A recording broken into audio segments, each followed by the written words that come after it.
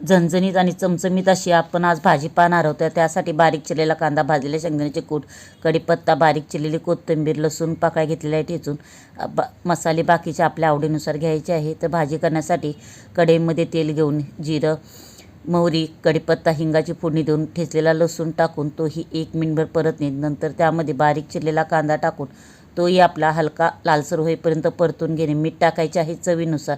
मीठ छान मिक्स केल्यामुळे कांदाही छान भाजला जातो.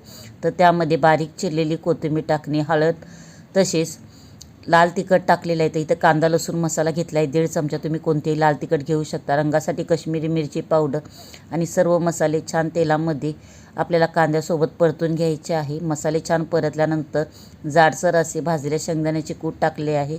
तेही छान आपल्याला मसाल्याबरोबर परतून घ्यायचे आहे. छान परतून झाल्यानंतर ह्यामध्ये पाववाटी किंवा 3 ते 4 चमचे ह्यामध्ये गरम किंवा थंड पाणी ओतायचे आहे.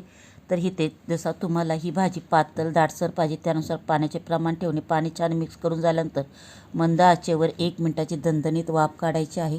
आपली ही झणझणीत अशी भाजी तयार आहे. ह्याला आमच्याकडे म्हाद्या म्हणतात. तुमच्याकडे काय म्हणतात प्लीज कमेंट करून सांगा. नक्की ट्राय करा. थँक्यू.